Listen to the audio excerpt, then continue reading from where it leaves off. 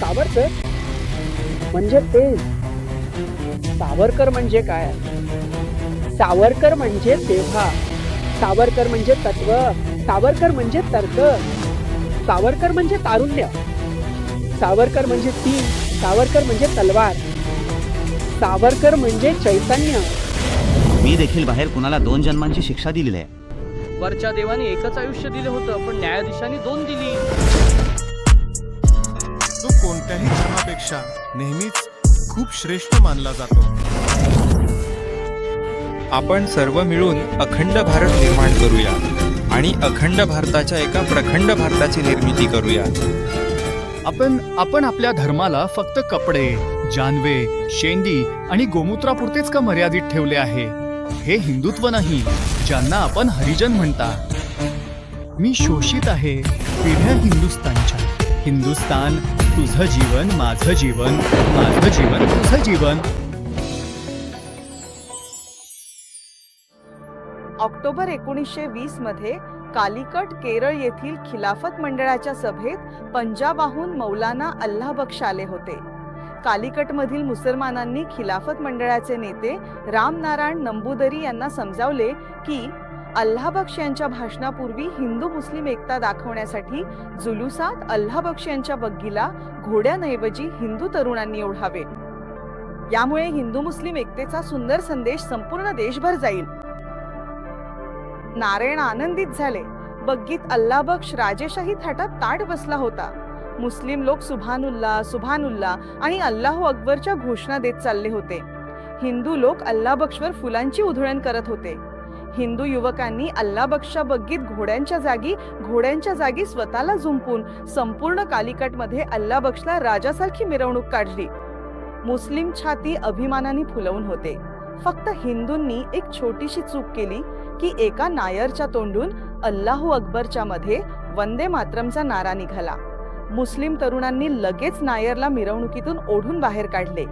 हिंदू नेत्यांनी आदेश दिला की हिंदूही अल्लाहू अकबरचा नारा देतील. हे किस्से तुम्ही ऐकले असतील किंवा मग या पुस्तकात वाचले असेल. या मोपला पुस्तकाचे लेखक आहेत विनायक दामोदर सावरकर. ही संपूर्ण पुस्तक मोपला दंग्यांच्या वेदनादायक घटनांनी भरलेली आहे. तुम्ही विचार करत असाल की अचानक आज या पुस्तकाची आठवण का आली? तसे सावरकर यांचं नाव ऐकताच तुमच्या मनात राजकीय पक्षांनी केलेल्या टीव्ही डिबेट्स आठवल्या असतील. गावस्कर विरोधात अफवा पसरवली गेली. पुन्हा पुन्हा हे सांगितले गेले की त्यांनी इंग्रजी सरकारसमोर अनेकदा दयेच्या अर्जावर सही केली होती. जर असंच चालू राहिलं तर महात्मा गांधींना फादर ऑफ द नेशन या पदावरून हटवून हे लोक सावरकरांना फादर ऑफ नेशन बनवतील. भारतासारख्या देशात एकच फादर ऑफ नेशन असू शकतो. मी हरप्रीत कौर. आज मे 28 आहे. याच दिवशी 1883 साली विनायक दामोदर सावरकर यांचा जन्म झाला होता, ज्यांच्याबद्दल आजही वाद सुरू असतो आणि या वादाच्या गदारोळात अपूर्ण कथा आणि किस्से लपवले जातात. सावरकरांबद्दल एक वेगळंच कथानक तयार केलं जातं. पण जर आपण राजकीय वादविवादापासून दूर जाऊन सावरकरांच्या जीवनातील दडलेल्या पानांकडे पाहिलं तर आम्हाला विश्वास आहे की तुमचं मन त्यांच्याबद्दल श्रद्धेने भरून जाईल. नाशिकमध्ये 28 मे 1883 रोजी याच घरात सावरकरांचा जन्म झाला. ते स्वामी दयानंदांनी सुरू केलेल्या आध्यात्मिक पुनरुज्जीवनाचे मूर्तिमंत रूप होते. प्राणायाम साधना ही सर्व संकटांचा विनाश करण्यासाठी आहे. याच वाईट कर्मांचा आणि अधर्माचा अंत करून पुन्हा एकदा धर्माची योग्य प्रकारे संस्थापना खरोखरच होऊ शकेल का? संभव आहे. एक मुलगा जो फक्त 9 वर्षांचा होता, त्याने आपली आई राधाबाई सावरकर यांना कायमची गमावली. आईच्या निधनानंतर त्याने विचार केला, अजून वडील आहेत, त्यांचाच आधार राहू दे. पण आईच्या निधनानंतर सुमारे 7 वर्षांनी म्हणजेच 1899 साली प्लेगच्या महामारीमुळे त्याचे वडीलही स्वर्गवासी झाले. आता कुटुंबात उरले 2 भाऊ, गणेश आणि नारायण, आणि एक बहीण मैना. वडिलांच्या मृत्यूनंतर कुटुंब चालवण्याची जबाबदारी मोठ्या भावाने गणेश सावरकर यांनी घेतली होती. 1901 साली विनायक यांचा विवाह रामचंद्रन त्रिवंक चिपळूणकर यांच्या मुलगी यमुनाबाई यांच्याशी झाला आणि सासरच्या मंडळींकडून विनायक यांच्या विद्यापीठातील शिक्षणासाठी मदत करण्यात आली. आता इथून विनायक दामोदर सावरकर यांच्या आयुष्यात एक वळण येते. त्या काळात ते आर्य समाज संस्थेपासून खूप प्रेरित होते आणि महर्षी दयानंद सरस्वती यांचे परम शिष्य होते. श्यामजी कृष्ण वर्मा हे असे खरे देशभक्त होते ज्यांनी लंडनमध्ये इंडिया हाऊसची स्थापना केली आणि ब्रिटिश सत्तेविरुद्ध एक स्वतंत्र जागा निर्माण केली. हे इंडिया हाऊस लंडनमधील क्रांतिकारकांचं तीर्थस्थान होतं. भारतात आपलं शिक्षण पूर्ण केल्यानंतर सावरकर श्यामजी कृष्ण वर्मा यांना भेटले. कायद्याचं शिक्षण पूर्ण करण्यासाठी त्यांनी सावरकरांना इंग्लंडला पाठवण्यात मदत केली. सावरकर आता इंग्लंडमध्ये होते. तिथे जाऊन त्यांनी महर्षी दयानंद सरस्वती यांच्या शिष्यांना भेटलं आणि त्यांच्या मनात क्रांतिकारी भावना जागृत झाली. क्रांतीसाठी सभा घेणं, पत्रकं आणि पुस्तकं वाटणं हे सर्वसामान्य झालं. इंडिया हाऊसमध्येच वीर सावरकरांनी केवळ 23 वर्षांच्या वयात एक पुस्तक लिहिलं, 1857चा स्वातंत्र्य समर. सरकारचा हा पहिला ग्रंथ होता जो पूर्ण होण्याआधी आणि छापून येण्याआधीच जप्त करण्यात आला. हा ग्रंथ क्रांतिकारी पद्धतीने गुप्तपणे छापण्यात आला आणि त्याच्या शेकडो प्रती भारतात पोहोचवण्यात आल्या. भगत सिंग आणि त्यांच्या सहकाऱ्यांनी हे पुस्तक गुप्तपणे रातोरात छापून वाटप केले होते. लवकरच अभिनव भारत नावाच्या संस्थेची स्थापना करण्यात आली. तरुण आणि क्रांतिकारी या संस्थेशी जोडले जाऊ लागले. अभिनव भारत ही विनायक दामोदर सावरकर आणि त्यांच्या सहकाऱ्यांनी स्थापन केलेली एक महत्त्वाची गुप्त क्रांतिकारी संघटना होती. 1904 मध्ये सुरू झालेल्या या संघटनेचा मुख्य उद्देश सशस्त्र क्रांतीद्वारे भारताला ब्रिटिश राजवटीतून मुक्त करणं हा होता.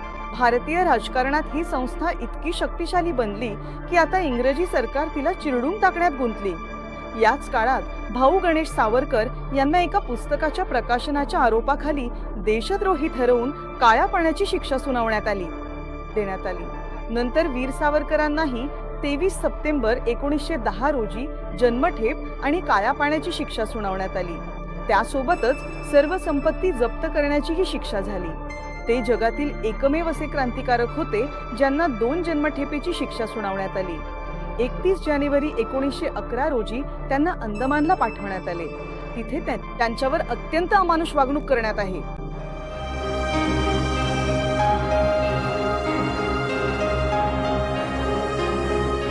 तेल काढण्यासाठी त्यांना बैलासारखे कोल्हूला झुंपले जायचे. लहान लहान कोठड्या होत्या आणि पिण्यासाठी फक्त 3 मग काळं कडवट पाणी मिळायचं. त्यांच्या यातनांचा उल्लेख करतानाही हात थरथरू लागतात.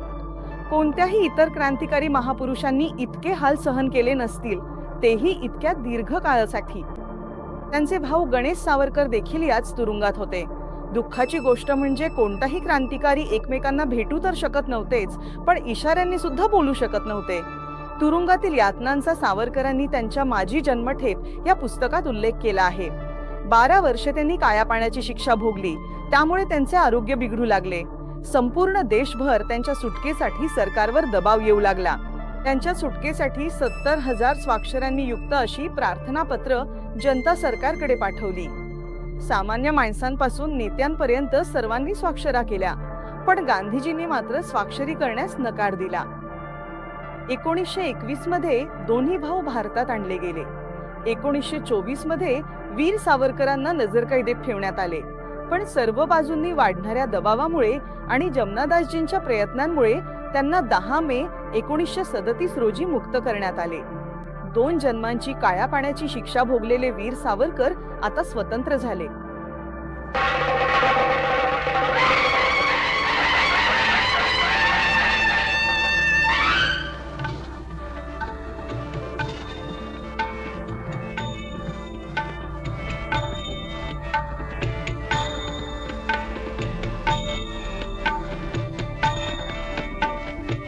स्वयंपाकघरातील ओट्यावर सर्व वस्तू व्यवस्थित मांडून ठेवल्या आहेत आणि तिथे काम करणं खूप सोपे जाते. स्वतंत्र झाल्यानंतर सन्मानाने काँग्रेसचे नेते होण्याऐवजी डिसेंबर 1937 मध्ये अहमदाबाद येथे झालेल्या हिंदू महासंमेलनात त्यांनी हिंदू महासभेच्या अध्यक्षपदाची जबाबदारी स्वीकारली. हैदराबादच्या निजामाकडून तेथील हिंदू जनतेवर होत असलेल्या अत्याचारांच्या विरोधात आर्य समाजाने डिसेंबर 1938 मध्ये आंदोलन केले.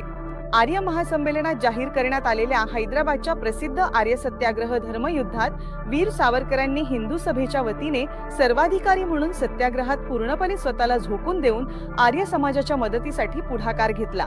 सुमारे 12,000 आर्य समाजाचे सदस्य या आंदोलनात सहभागी झाले आणि इतर 4,000 लोकांनी निजाम राज्याच्या तुरुंगात हाल अपेष्टा सहन केल्या.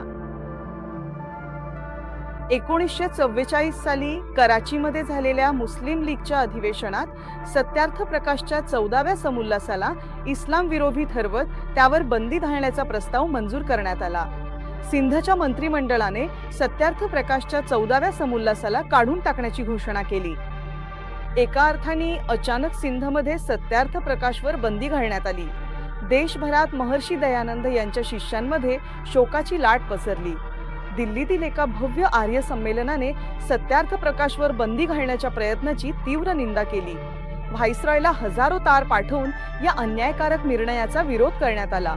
वीर सावरकर यांनीही सार्वजनिकरित्या जाहीर केले की जोपर्यंत सिंधमध्ये सत्यार्थ प्रकाशवर बंदी आहे तोपर्यंत काँग्रेस शासित प्रदेशांमध्ये कुराणवर बंदी घालण्याची जोरदार मागणी केली पाहिजे. आणि त्यानंतर वीर सावरकर यांनी भारताचे व्हाईसरॉय आणि सिंधचे गव्हर्नर यांना तार पाठवून सांगितले की सिंध सरकारने सत्यार्थ प्रकाशवर बंदी घातल्याने सांप्रदायिक वैरभावना निर्माण होईल. जर सत्यार्थ प्रकाशवरील बंदी उठवली नाही तर हिंदू कुराणवर बंदी घालण्यासाठी आंदोलन सुरू करतील. इतकंच नाही तर वीर सावरकरांनी महर्षी दयानंद यांच्या सत्यार्थ प्रकाश या पुस्तकाबद्दल असं म्हटलं की हिंदू समाजाच्या थंड नसांमध्ये उष्ण रक्ताचा संचार करणारा ग्रंथ सत्यार्थ प्रकाश अमर राहो. त्यांच्या आयुष्यातच भारत स्वतंत्र झाला. भारताच्या फाळणीमुळे त्यांना खूपच दुःख झालं.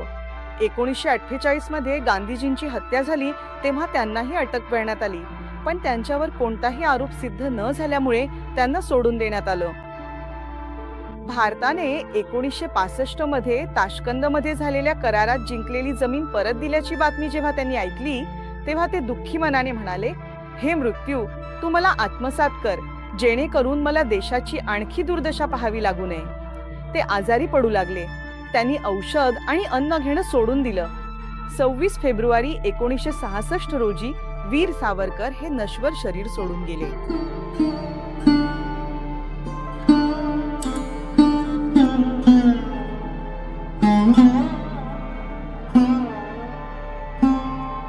देशाच्या स्वातंत्र्यासाठी त्यांनी सहन केलेल्या अत्यंत कष्टदायक यातना राष्ट्र कधीच विसरणार नाही.